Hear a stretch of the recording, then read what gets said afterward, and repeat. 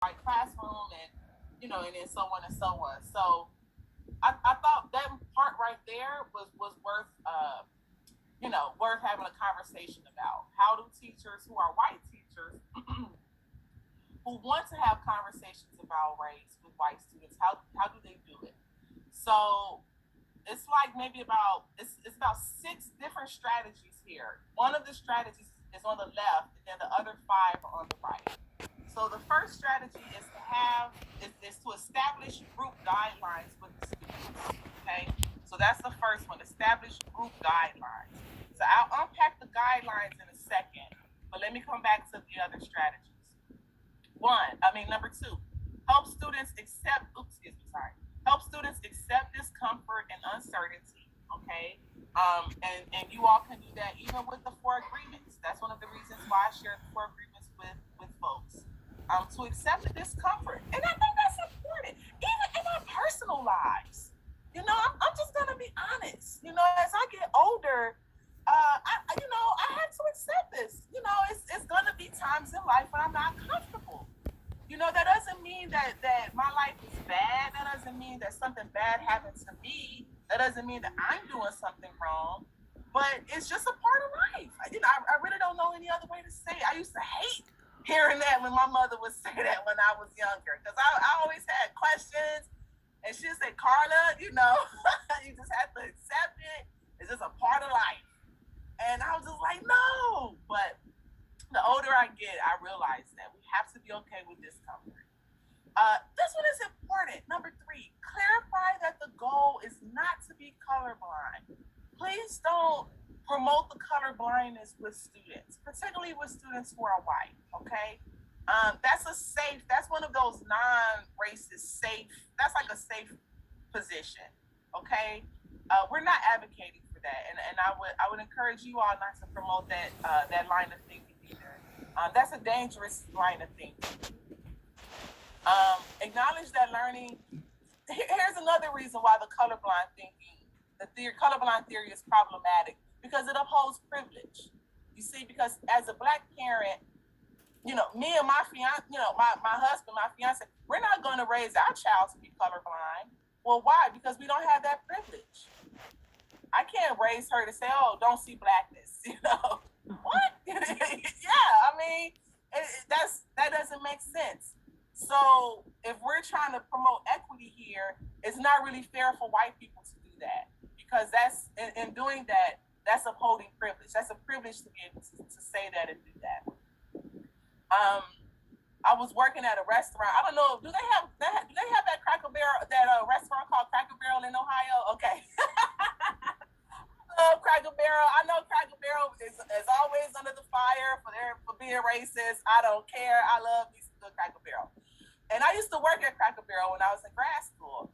And I remember this time at the how they have the cashier register like in the main area. So that was my position. And so it was a white woman who comes in with her son, and he had to be, I don't know, 4 or 5 years old. And he looked up at me and he's like, "Are you black?" Now, I didn't get offended by that because I don't have a reason to be offended. That's my identity. But his mother's response is what raised the eyebrow for me. And she was like, "Oh my gosh, I'm so sorry. I didn't know that he would say that. Please forgive us." And I was okay, but what's the problem? He didn't say anything wrong, and he didn't do anything wrong. And I never forgot that. And I had to wrestle with that. Like, why does she have a problem with that? And my thinking, I'm just speculating, was that she may have been raising him with a colorblind mindset to not see color. And the minute where he said, "Hey, are you black?" that was outside of probably how she was raising him, and that was why it was a problem. So I don't think he was wrong. I kind of think the parent was a little wrong. There was nothing wrong with what that boy said, and I said, "Yeah, I'm black, just like you're white. Yeah, there's nothing to be embarrassed of. We are who we are." So I didn't, he didn't do anything wrong, and I wish that the mother didn't respond that way either. But whatever. Anyway, clarify that the goal is not to be colorblind. We are not promoting that. We encourage you all to not promote that line of thinking either. Acknowledge that learning about race and racism is a process. Okay, this is particularly important for young people because they're stepping into a line of thinking that has a lot of historical legacies, and so sometimes young people don't always see the big picture. So we have to acknowledge that learning about race and racism is a process. Very important here. Address white privilege in non-defensive, non-attacking ways. So, in other words, if you are white and you want to have conversations with your white students about race, look at white privilege as objectively as possible. As objectively as possible. If it's hard for you to do that as a white person, then that means that you may need to do some of your own unpacking about what white privilege means to you. Okay. And then I have here, incorporate lessons where white students can understand themselves as racial and cultural human beings. This is important, right? This goes to the comment that was said earlier, right? Students who are white, students who are black. Okay, so even in switching that language and revisiting that language, that perhaps can help us to understand who we are as racial and cultural beings. I like the last one because sometimes and all of us have seen this, right? You go into the grocery store, they have like the ethnic food aisle, or you go into Barnes and Noble, the black books and that sort of thing. But when corporations do that, that reinforces the assumption, not even the fact, that enforces the assumption that whites do not have a racial or cultural identity, that only people of color have a racial and cultural identity, but not whites. So it's also important for whites to understand that whites have a racial and cultural identity as well, right? Even when you talk to some white people, you say, well, where's your family from? No one says America. They say, oh, my folks are from Poland. My folks are from, wherever, Germany, Yugoslavia. I'm not really sure. That is an acknowledgement of the white person's racial and cultural identity, locating the specific nationality of origin. But let's unpack the group discussion guidelines. Okay, so for those of you all who want to have conversations with your students, on the left is like, this is what you should say to the students before having a conversation, kind of like before we go into this. So you want to work with them on listening and interrupting. This is so important. This is so important. We all have work to do in this area, okay? Even I was challenged, okay? Tiffany was on the line, okay? Right? Even I was challenged in this recently where I was interrupting someone, right? Interrupting a black principal who was talking, and someone caught me on it. Like, Carla, stop interrupting her. Seriously, because we do it so much. But we have to be cognizant of that. Let's be cognizant of that. When people are talking about race and their racial identities, let's practice listening without interruption. We also have to work with our young people on dealing with strong emotions. Even as adults, we need this, okay? Not just young people. As adults, we need to learn how to deal with our emotions when talking about race. We need to establish trust, and this is important. Okay? And this is important, particularly for white teachers who are also teaching in diverse settings. Establishing trust with students is important because we want students to feel safe and comfortable enough to open up. Confidentiality is important. Sharing airtime. I struggle with this one, y'all. I struggle with this one, okay? Talking too much, not letting other people talk. But encourage your students to share airtime with each other, deal with differences or disagreements. And then the last one is important. Establish an environment that allows for mistakes. Okay? Establish an environment that allows for mistakes. I want to pause here just to give myself a bit of a respite, and I want to invite you all. Any comments, reflections? Any folks who have tried to have conversations with race about their students? Anyone want to share any reflections, anything at this point?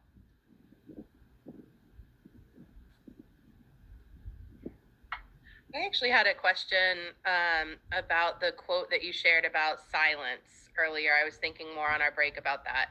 And I was thinking about sometimes why I stay silent. And I think that I do it because I'm afraid I'm going to say something wrong or make the problem worse.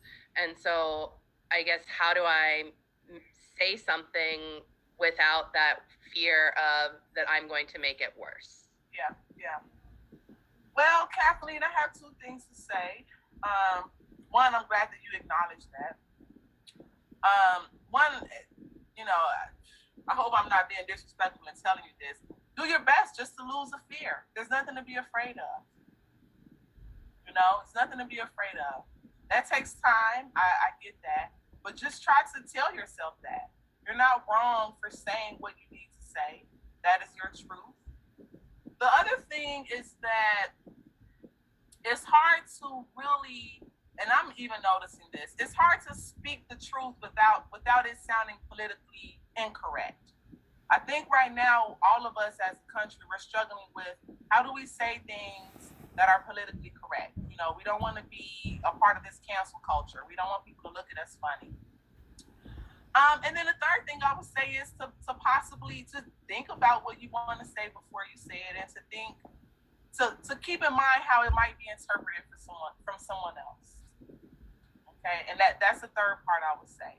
So if you know that you're going to say something that might be controversial, where you know that some people might agree with you and some people might disagree, just think about and even be prepared to handle how people might receive your comment. I'm a fan of saying what needs to be said. You know, I'm just a fan of that. But I'm also a fan of speaking our truths, but in a way that's not going to offend, that's not going to harm or oppress someone. I don't always know if my words are going to offend someone, but I am cognizant of the extent to which my words can really harm or oppress someone. Does that help, Kathleen? Yeah, it does. Thank you. Because I'm here, so obviously I believe these conversations need to happen, and we need to be teaching these things. But it's that uncomfortable fear of the unknown a little bit that I'm working hard to get over, and I think it's helping that we're here. Yeah, I agree so too. I agree. The other thing I want to say, and I just thought about this, that we have to, and I say this with respect to whites. Okay, this is no disrespect. But we have to acknowledge that for the most part, most white people have not grown up in an environment that allows conversations about race or racism. We have to accept that, you know, and it's no judgment or anything. It's just almost a fact, you know, and you have to say that to yourself. Like, and that's why I was asking you all to do the autobiography. Like, if you can say to yourself, like, if I'm a white person, and if I grew up in a predominantly white, you know, area neighborhood, went to school with predominantly white students, had predominantly white teachers, and in K through 8. And if those conversations about race and racism never happened, okay, those are conversations that did not happen. Moving on up, high school, we have to think about how many opportunities have folks had to have conversations about race and racism in high school. Probably not a lot. Moving on up to college. If you went to college and went to school, had professors who were white, most of your friends in college were white, how often did you all talk about race and racism? Probably not a lot. When you go to church, okay, when you go to the bank, any places, probably not a lot. And the conversations that were had about race and racism were probably, you know, biased. You know, it was probably negative. It was probably not a conversation to say how can we get to some common ground? How can we make meaning? Or how can we, you know, address an issue? A lot of times that just doesn't happen. So we have to understand that for you all who might be on the line, you also have to think about your age.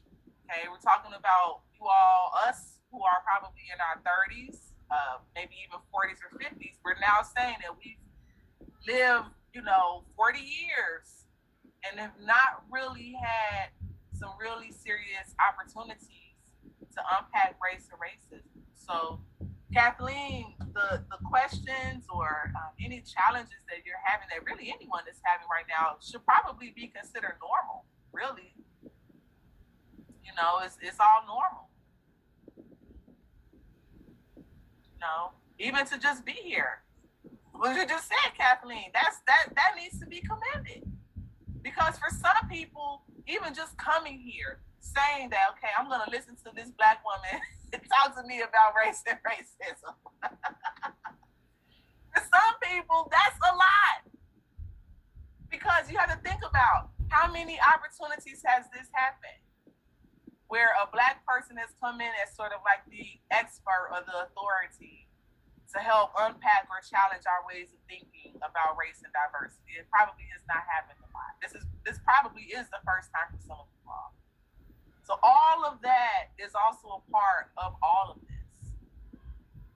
So it's all love. For me, I'm just glad that we're having this conversation. That's how I look at it. I'm not here trying to shame or, I'm just trying to say, how can we have these conversations? For me, I'm excited. I'm glad that people are willing to come out of their shells. I'm glad that Kathleen just shared what she shared. I just wish that more people had more courage. That's really the most I can say. I'm not shaming or anything. I just wish that more people had more courage. How we can promote folks to be more courageous, I think that's another conversation to be had.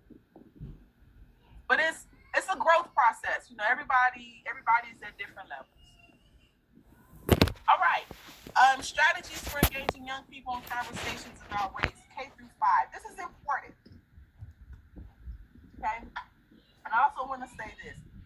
My professional opinion, my personal and professional opinion, I don't think it's a good idea to introduce the babies to heavy conversations about racism.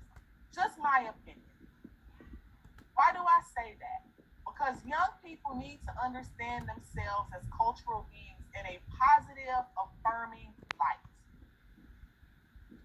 So, even for me as a parent, I don't know if I'm going to have conversations with my daughter about racism at an early age. Because what I'm saying to her is then she's now beginning to understand her racial identity from a place of oppression, from a place of struggle. I want her to understand her racial identity from a place of positivity, from a place of love, from a place of acceptance, not like struggle and oppression. She has her whole life as a Black girl to deal with that and unpack that. I'm just keeping it real. So as she's a younger baby, I'm going to focus on teaching her how to love and accept her Blackness.